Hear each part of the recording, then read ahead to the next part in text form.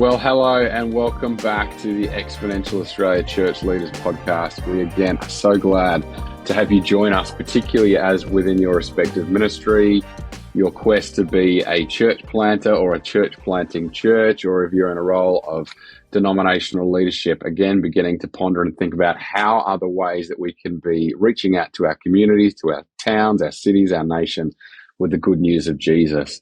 Exponential Australia is all about championing the cause of healthy multiplication. And today we are joined by a very special guest as we, again, are asking these questions about how can we do this in an effective way? How can we think about the community around us? We are joined by Nic McKay. Nic is the National Director of NAYBAH. He's got an incredible story. He's been involved with initiatives such as Common Grace. Nic, we are so glad that you'll be able to join us today and share with us some of your story and the things that you are doing. Thanks, Charlie. It's wonderful to be with you. So good. Well, hey, maybe for those who haven't heard your name before, I'd love if you just started by giving us a bit of a sketch, a bit of an introduction as to who you are, your story, some of the things you've been involved in up until now. Help us get to know Nic a bit more before we dive into some of the other questions we've got today. Sure thing. So I guess I would have described myself as I came to faith relatively late in life, like it was only my mid-20s that I became a Christian. And prior to that, I would have described myself as a staunch agnostic. So I guess I was never arrogant enough to think that there wasn't some greater being or higher power, but I was perhaps arrogant enough to think that I didn't need to find out exactly what that was. And through a whole winding, complex journey, God led me to Himself in really beautiful, beautiful ways. And part of that for me actually was a heart and a passion I think that I had for justice and for positive social change, really from about as early as I can remember. And I initially thought that that passion would be something that I would outwork through a career in the law, and then I realised that really wasn't for me personally. And then I ended up getting involved in starting a youth-run aid organisation called Oak Tree Foundation, or now named Oak Tree, and that really changed everything for me in many respects. So Oak Tree was a Christian organisation, but welcomed people of all faiths and no faith. And so I was the resident non-Christian in Oak Tree for several years. But that kind of exposed me to God's heart for those who are really struggling, and those doing it tough, and for those that others might forget. And it also exposed me to a bunch of younger Christians who are really living out their faith in a very practical way. And so I think part of my journey really has kind of been recognizing that the passion that I have always had for justice and for change has been something that God placed on my heart from the very beginning, and that I think reflects part of His heart for us and for our world. And so when I then came to faith, it was this kind of beautiful coalescence, I guess, of these different things, and to be able to now outwork that in a more formal capacity, ministry capacity, and work with churches on the role that we have as the body of Christ to love our neighbour and to demonstrate the tangible love of Jesus to those around us is just a great honour, and seems to be the culmination of all of these seemingly disconnected experiences that I've had. And I guess that's part of the journey of faith, isn't it? We get to look back at various points along the way and see those things that previously may not have made sense. And we don't see them all necessarily in this life, but we get to see some parts of it and to witness like God's fingerprints along the journey. And so it's just a wonderful opportunity that I have now in my role with NAYBAH. So good.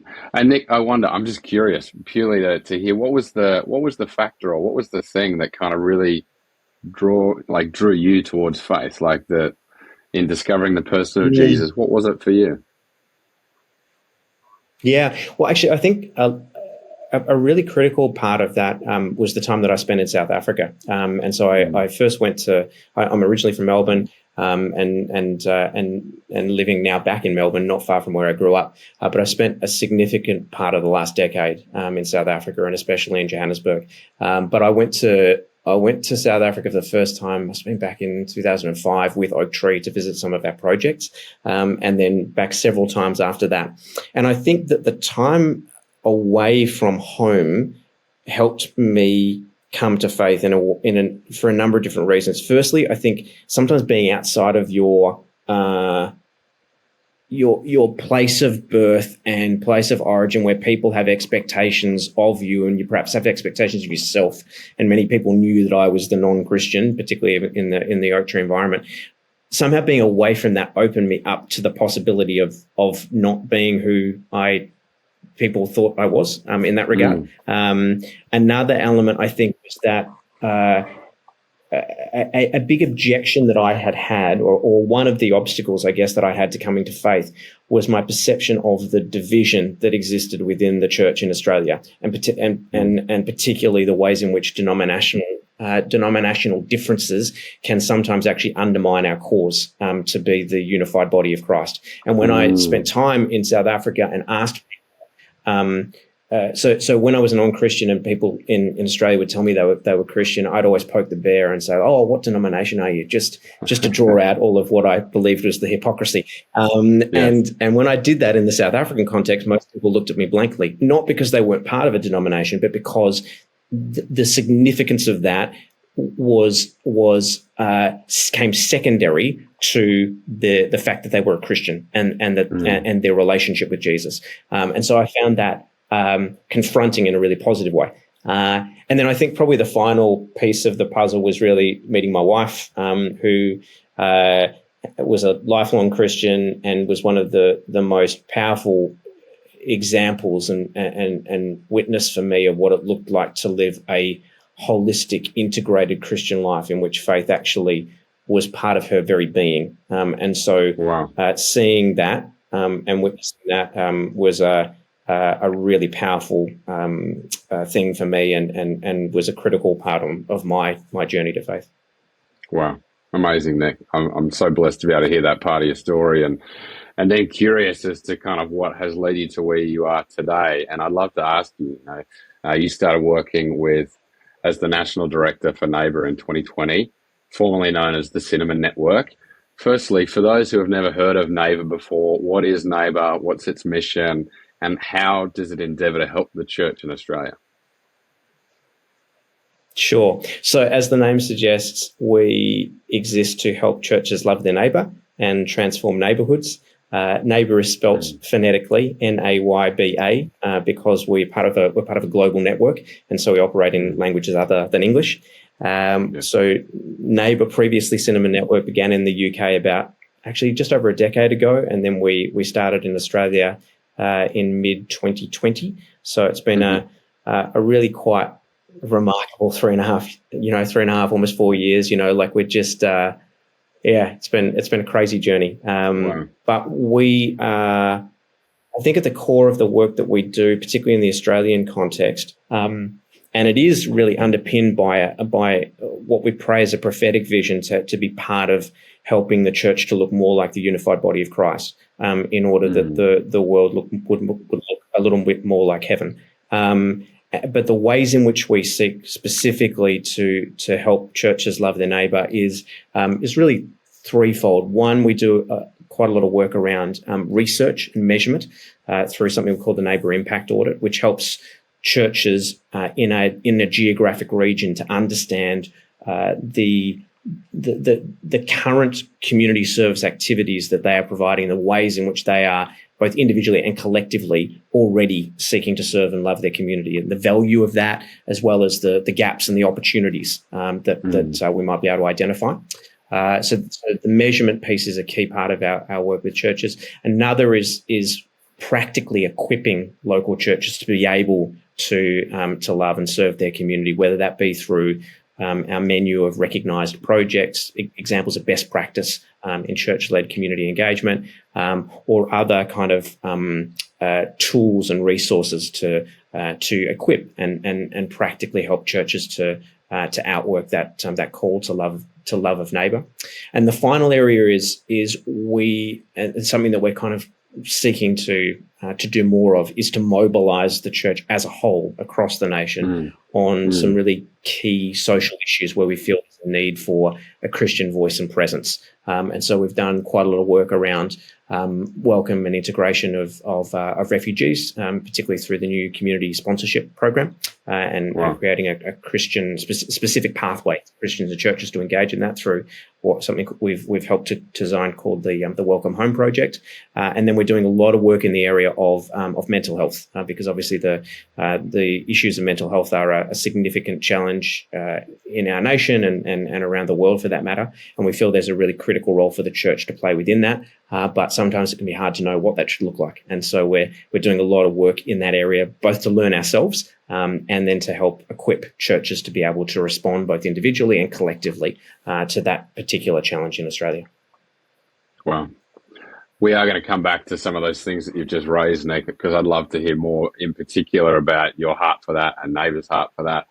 But one of the questions that comes to my mind for me before we talk about some of those measurements and things that you're so well known for, and you've had a significant amount of global experience. You've kind of visited all different parts of the world. My read on the church in Australia is that it is still highly denominational.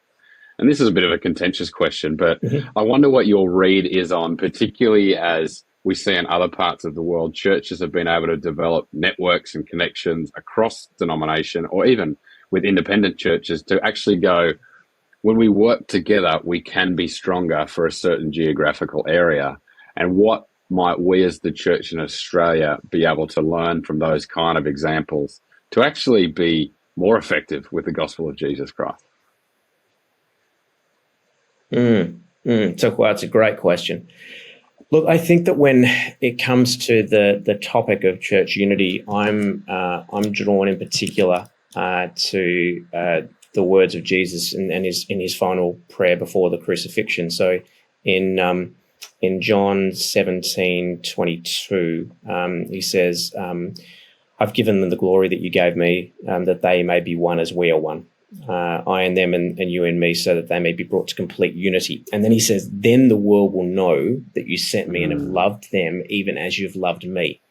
And what I find really encouraging and also challenging about that verse is that in this most significant prayer, Jesus takes the time He not only prays for his disciples, but he prays specifically for all believers. And when he's praying for all believers, he's praying that we would be brought to complete unity. And there's something beautiful about that statement. It's also very hard to achieve, and that's okay, because it reminds us of our need for Christ and to be one under him. But what I love about this is that it says that when we are in complete unity, that is how the world will know that the Father sent Jesus and that he loves us even as he loved him.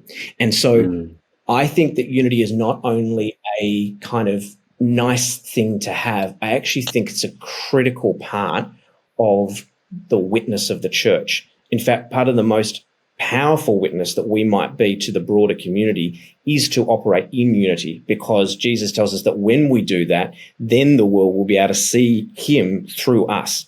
But the opposite of that is also true, like that when we are operating disunity and when we allow our denominationalism to divide us, that is perhaps one of the strongest disincentives or turnoffs for people in being able to come to faith and to come into relationship with Christ. And so I do think that call to unity across the church is absolutely critical. I don't think it's a nice to have. I think it's a have to have. Wow. I'm encouraged though that things. With that said, I think there is a place for denominationalism as well, because part of like what the kind of revelation I think that I've had about the differences across the church is that our differences can actually be part of our strength if we see them in the right way. So I feel like all of us bring a slightly different perspective on Jesus and on the gospel, and in that there's something quite beautiful that certain parts of the church may be able to see something about God that we can't see ourselves because of however we've come to faith, or the particular perspective or kind of theology of our part of the church. And if we can just be open to the possibility that no single denomination has it all right, and open to the fact that we may not know everything, and have the complete picture of the Father, then in relationship with one another, and in unity, which is different from uniformity. So I'm talking about unity of the body in all of our diversity, not uniformity that says that that because we're operating in unity, that therefore we have to be all the same, or throw out our beliefs and take on all of the other nuances of other parts of the church. But I just think there's something. I had this image when I was kind of relatively early on in the role of neighbour, and as I said, kind of praying to this prophetic vision for the church. And I feel like it's like we all stand at the foot of the cross in terms of our different denominations, but we perhaps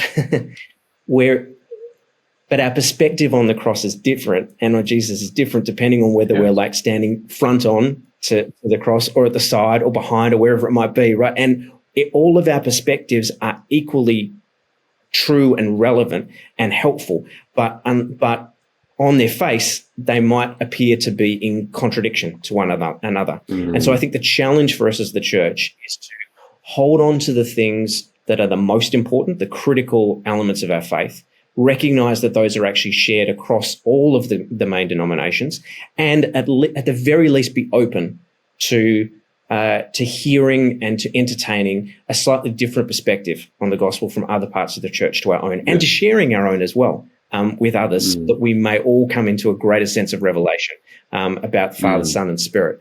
And so I think there's something really wonderful about that invitation, and I'm encouraged as well by the fact that I think the Spirit of God is at work across our nation, and we can absolutely look to other parts of the world as inspiration, and particularly, to the UK, and in parts of Europe, even the US to an extent, where we've seen this happen in a very powerful way. But I think God's doing something remarkable across our nation. We are seeing a kind of a call and an increase in unity that I don't believe we've perhaps ever seen, and this is in speaking to people who have been kind of advocates and pursuers of church unity for decades, who themselves are really, really encouraged by these flourishing local unity networks of churches, people who wouldn't normally sit around a table with one another, coming together,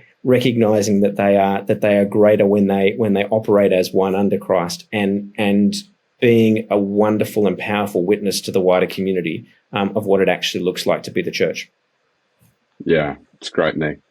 I'd love to hear more, as you kind of alluded to in describing the work of NAYBAH. I'd love to hear more, particularly in the area of, it feels like one of the big things that has been discussed and discovered in this season is how often in our pursuits of being the church or planting churches, we can actually completely overlook or assume what the community needs or the questions that they're asking.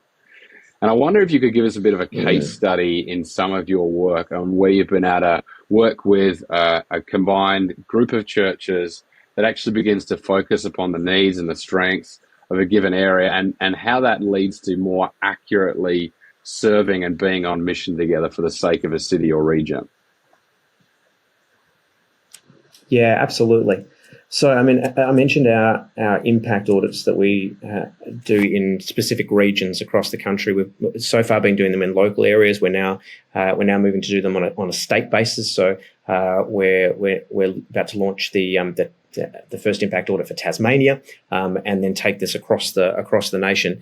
But in all cases, whenever we do an audit, in order to measure the collective social impact of the church in a region, we are looking for either existing groups of churches already working in unity with one another, or churches that have a desire to work in a more unified manner, and who in some cases use the audit process as a vehicle for building that unity. And that's certainly what we saw when we did the audit in Penrith and Mount Druitt in the west of Sydney. They have a really rich history of church unity, but in kind of recent years that had dwindled to almost nothing.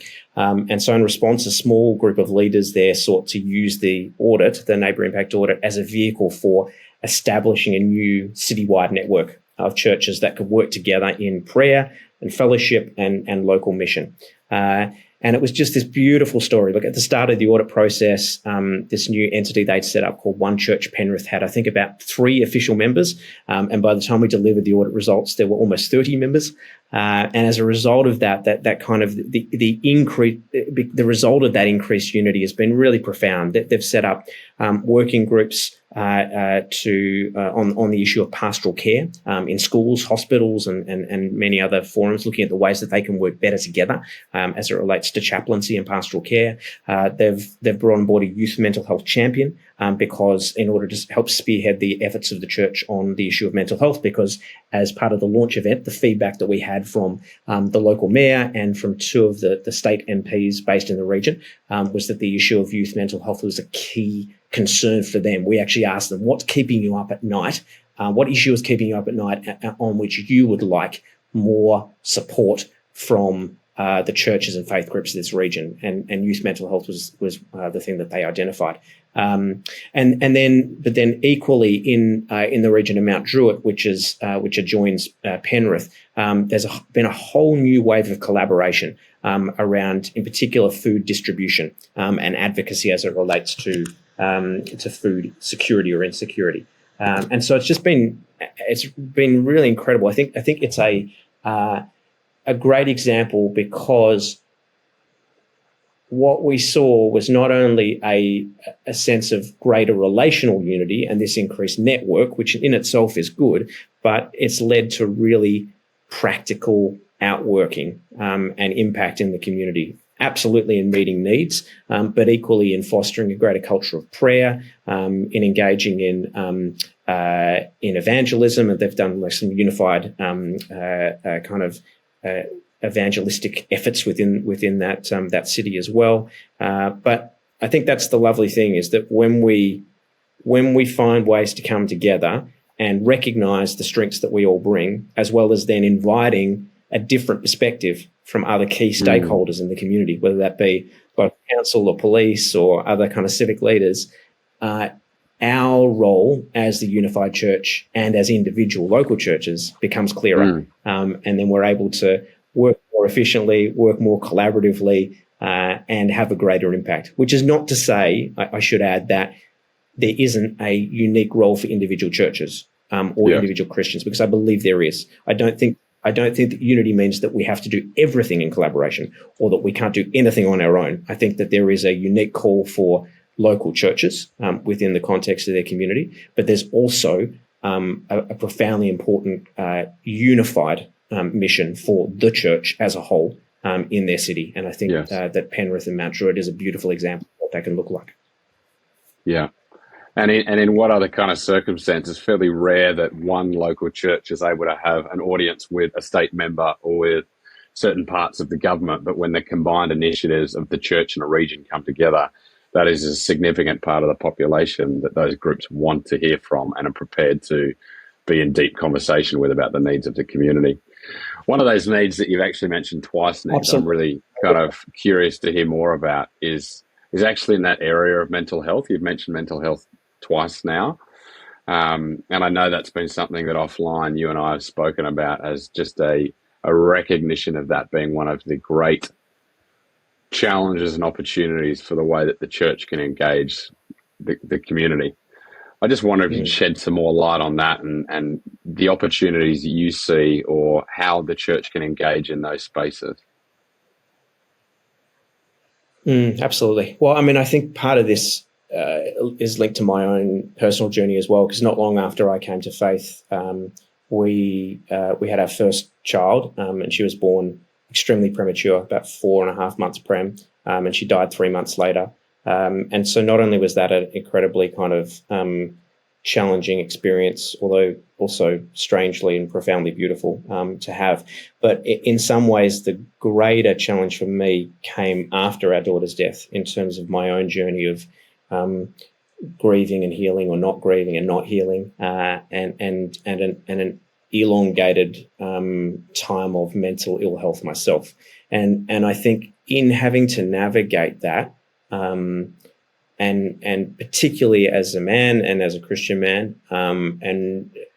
was challenging, but also kind of illuminating, I guess, about the ways in which the church can and should and does play a really critical role in caring for those both within our buildings and in the wider community who might be struggling, but also the times when we miss the mark, either because we don't understand, or we misunderstand, or we just don't know how and what to do. And so I think that, my story is only one of millions really across the country, and people experience times of mental ill health for a whole range of different reasons and in a whole range of different and manifests in a whole range of different ways. But I think part of as we've gone across the nation, this issue keeps coming up time after time, particularly in terms of the impact audits that we run. And there are wonderful examples, I might add, of churches who are already engaging on this issue. But we have identified a need for a greater understanding and equipping of churches and ministry leaders on this particular topic, and also trying to discern, and this is the process that we're engaging in the moment, about what is the unique role of the church as it relates to the issue of mental health in Australia. Because I think it is a massive need, and the church should be, wherever there's a need, I think the church should show up, but in ways that are unique to us. Doesn't mean it have to be all things to all people, but there is something that is and will be missing if the church doesn't take its place on this particular issue, along with a bunch of others. But I think that when we do that, we want to do it in a way that's kind of helpful and informed and spirit-led and all of that. So as NAYBAH, we're currently engaging in a kind of quite long research process, a whole bunch of interviews with church leaders and ministry leaders and mental health practitioners and those with lived experience across Australia and also globally, to try and put together a series of recommendations on what that should look like for the church. And we'll be having our second Church Mental Health Summit for Australia in June of this year, and we're going to present the findings at that as a way to be able to spark further conversation and enable further collaboration, I think, as it relates to what this should look like nationally and also at a local community level. Because ultimately, I think the response to the issue of mental health, ill health in our communities it's kind of like it's a great example of let me say that again. I think that our response at its core on this issue is going to be the same as it really should be on any issue, which is to be aware of the pain and the needs of our community, attuned to the ways in which God might be speaking to us both individually and collectively to respond, and then to do that out of a place that is that has some level of education and awareness, but is ultimately driven by love and care for those around us and for ourselves as well. So I really hope that what we can present is something of a practical set of recommendations, but at its core, it's probably just going to come back to the very basics that we just need to get right and sometimes forget, which is this. The most important command of all, right? Is to love God and to love others as we love ourselves. And that's what we continue to do, day after day. Absolutely. Nic, just for those who might be interested and want to follow up more of when that research is being presented and ways to connect with that, how can people do that today? Yeah, so if you want to be part of the research, or if you want to be made aware of it once it's released, please just reach out to us. Probably I'll just give you the general email address for NAYBAH. So it's Australia@NAYBAH. That's NAYBA.org. Australia@NAYBAH.org. So please just reach out, and if you want to be part of the research, we can set time to interview you and also make you aware of the details for the Mental Health Summit. Wonderful. And Nic, just wanted to take a quick moment as well before I ask one final question, just to thank you for your honesty and vulnerability and sharing that part of your story. And I think that will touch many people as you shed light upon that. Of course, the reason that Exponential exists, along with many other wonderful Christian organisations in Australia, but we feel like our role in the ecosystem of the church in Australia is to champion the cause of multiplication and church planting. And of course, the reason we have this podcast is to hear from other like-minded, like-hearted people and leaders that are passionate about that. And I just wonder, in terms of the rubber hitting the road for church leaders who may be wanting to plant churches, or church planters who might be listening to this podcast, starting from square one, how would you encourage or direct new churches or leaders in terms of their understanding and beginning to study the needs of their community and how they can best begin to address those needs in both physical and spiritual ways? Yeah, wow, it's a great question, Charlie. Look, this might sound overly simple, but I think it's true that we are the best witness and service to our community when we actually know our community. And so my advice to church leaders, and particularly planters, is even before you open the doors of your building or wherever you happen to be meeting in those early days, just get out into the community and actually meet people and form relationships with them and get to know them and understand them and walk alongside them, because the church was never meant to exist in a building alone. And I think that is sometimes can be a disservice when we see ourselves when we see the church as being something that either lives within a building or exists just on a Sunday. We forget the fact that we are the church, and that the line between the kind of the secular and the spiritual is one that we draw, but I don't really think that God does. And so I would suggest that the more you're able to get to know your community and the people around and about you, the more you will see what the unique call might be that God has for you and your church that you're planting.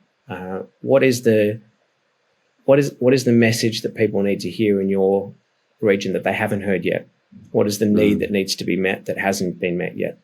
But equally, you'll also get to understand what's already happening, and how do you either join in with that, whether it be with other churches or, heaven forbid, with like government and police and people who don't call themselves Christian, because actually that's part of our job too, right? Is to see ourselves as part of the broad community, and yes, we bring something unique, but it doesn't mean I think, Christian or not, we all have this desire and this vision to see our communities flourish and people cared for, even if we might come at that from different perspectives. And being open to what others are doing and the strengths that they are bringing will not only open doors, but will also, I think, clarify the role for either your individual church or the church as a whole in the area.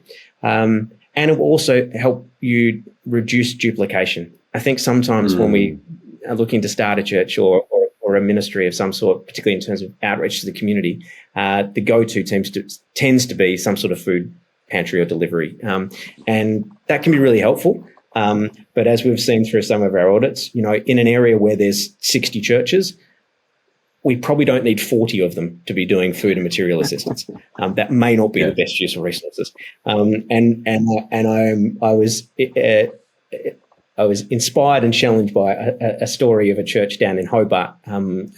Recently, when I was down there, I met with the senior pastor of it's a Church of Christ church in the middle of Hobart, and he was saying they spent about 18 months as a community trying to discern what was the specific call for them in serving and meeting the needs of their community, and within their congregation, what strengths and abilities did they have that they could actually put into place to bless those in need. And they found that it was being able to provide clothing for those who had been experiencing homelessness or doing it tough and were trying to get back into the workforce. In order to, and particularly we're getting opportunities for interviews, job interviews, but didn't have anything that they could actually show up with in order to present well and give themselves the best opportunity of getting a job. So they've put together this, and from that kind of that insight has flowed this incredible service to the community, and it's a longer story for another time. But what I love about that perspective is that there was a willingness to take their time, get to know the people, discern the unique call for their church, but also then recognize that over and above the unique calling for their church, they were still called to operate in unity and in collaboration with other churches on all of the things that they can only do collectively for the sake of the city. So that would be my encouragement to church planters, is like, just get to know your community and get to know the people, because that it's in doing life with people that God shows up and he helps us know how to show up for others. It's beautiful. Nic, we've so appreciated your time today. It's been so rich, so many practical takeaways, so many things for people to be considering and thinking about. We really appreciate the time that you've taken to share with us today.